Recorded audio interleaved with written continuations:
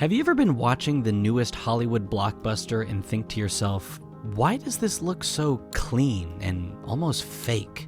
Today, the pursuit of higher quality images with 4K, 6K, 12K cameras is all anyone talks about. Digital filmmaking has revolutionized the craft, ushering in increasingly sharp, pristine, and flawless imagery. But why do we now look at better images and think that it looks worse? Even if we can't quite put our finger on why, we just know that something doesn't feel right. Why does Saving Private Ryan from 1998 look better than Hacksaw Ridge in 2017? Why does Lord of the Rings from 2000 actually look better than The Rings of Power, even though it came out 20 years later? Or why does The Batman look better than everything else? Why do modern movies look so clean? Do we as an audience want perfection, or do imperfections add character and authenticity? Or more importantly, what can filmmakers do to make their films more authentic? Let's dive in. First of all, this topic goes way beyond the film world debate of film versus digital. It is true that film and digital both have totally different looks, but I've also seen digital look like film, and I've seen film look like digital. By its nature, film is less clean and something we're used to seeing in those incredible cinematic masterpiece films. But in the right hands, digital can blend perfectly or even replicate film. David Fincher, who is a master storyteller with films such as Gone Girl, The Social Network, The Girl with the Dragon Tattoo, and so many more, loves working with RED cameras, which over the years have kind of developed a reputation of having somewhat of a digital look, and I've even heard some cinematographers refuse to use them. Yet none of his films look digital in any way. If I didn't know, I would say that all of them were shot on film because of how authentic they look. Yet The Hobbit, shot on the same RED camera, looks like a cartoon. Cinematographer Steve Yedlin, ASC of Knives Out, Looper, and The Last Jedi, challenges us to think of a camera not as a look maker, but merely as a data collection device, and that the aesthetics we desire are determined predominantly downstream in the processing pipeline by what we do with the data, not with which instrument collects the data. This shows us that capturing your story on film doesn't simply make a beautiful, authentic experience for the audience, and realizing that the power to control how your film looks is ultimately in your hands and not the tools we put in our hands. That is where we start. Now you might say, well, why not just capture the cleanest, most pristine image possible to allow for maximum flexibility in post? There are film stock emulation plugins and software that gives us tools to bring in imperfections. So why don't we all just shoot that way? Well, there are elements that we can't change in post, such as camera choices, lens choices, filters, lighting, atmosphere. All of these things filmmakers must decide while filming. It all comes down to choices. We would argue that the best filmmakers that land classics are ones who make bold choices and stick to them. Filmmakers like Denis Villeneuve and his choices on Dune, or Matt Reeves' choice to dirty up the frame practically in The Batman. These are still industry giants that we look up to, yet in their own words, they say their choices might get them fired. Yet they stick to their choices and sometimes win an Oscar for it. If you begin to see your camera as a data collection device, your first choice is lenses. Filmmakers have many lens options available to them, but the choices break down to these main factors: modern or vintage, anamorphic or spherical, prime or zoom. Now there's a lot more to it, but that's the heart of it. There's a growing selection of vintage glass rehoused in modern housing so that the metadata can be carried through to post-production. But a vintage set of lenses will have unique characteristics per lens, and color reproductions will be different across the whole set. Films like The Batman, The Hateful Eight, Joker, and others specifically choose vintage glass that were actually used in films from the 60s, 70s, and 80s. Tarantino actually resurrected and retrofitted a 60s vintage Ultra Panavision lens that hadn't been used since Khartoum in 1966.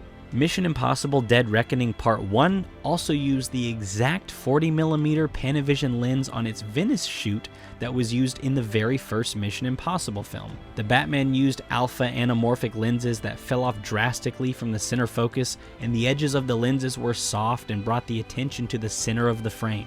Compare this to the RE Prime DNA lenses used on countless productions like Rings of Power, Hijack, All Quiet on the Western Front, Peter Pan and Wendy, The Witcher, Men in Black, Solo, Ant-Man, and countless others. You'll see a vast difference just with the lenses themselves.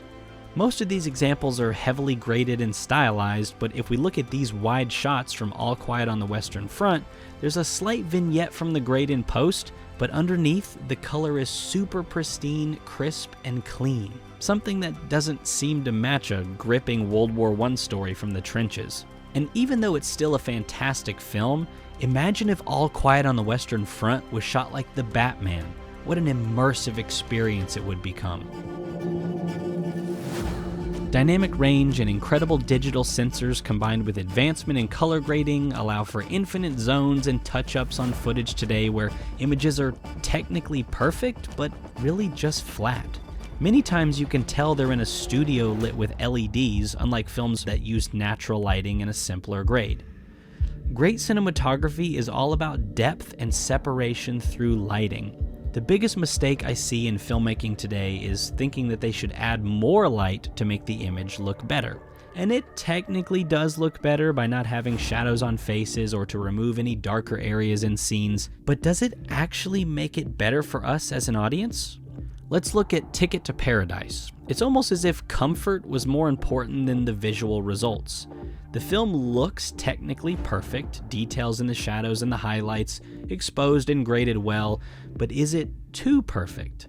These Hollywood icons are out in the bright sun, but they're not sweating or squinting. We don't want to pay to see unpleasantness, but it comes at a cost where we just don't buy that these people are actually on an island. We can feel the negative fill that's systematically added to create depth, just like we see in Emma as we cut from this wide shot to this medium shot. The negative fill increases because the crew can now bring them closer. We start to no longer feel authentic and just feel fake.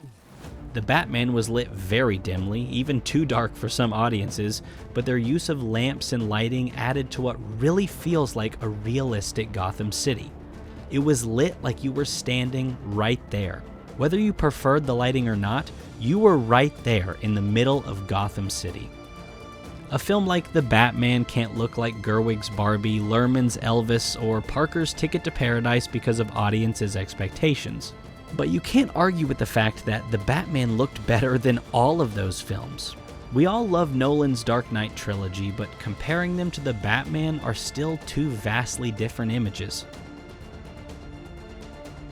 Which leads us to visual effects.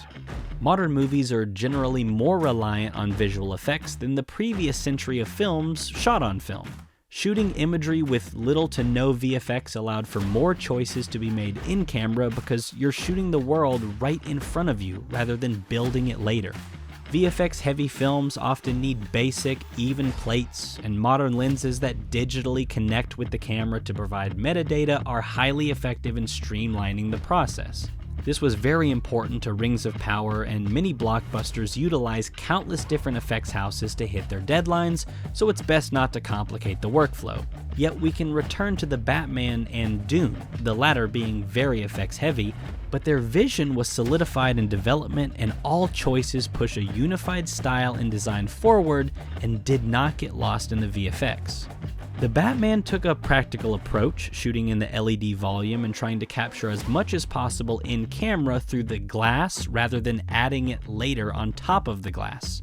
This is a distinct choice that technology like the volume can offer filmmakers to let the lens bring all the elements together. Which begs the question, how can I make my films look authentic? Or better yet, what have filmmakers done to authenticate the world that they're creating? One of the main elements of authenticity is dirtying up the frame. Now this is a term in cinematography that means exactly what it says, to take the frame and dirty it up. The purpose of this is the idea of putting you in the shoes of a character. Again, authenticity. This can mean actually dirtying the physical frame and lens, or metaphorically with props, actors, lighting, and blocking. It doesn't always mean interacting with the camera, because usually the camera is invisible, unnoticed by the world and characters. This could be shooting through something like windows, over someone's shoulder, or even just adding elements to the composition. This scene from The Batman could be a masterclass in composition and dirtying the frame. This right here is what we're supposed to be focusing on.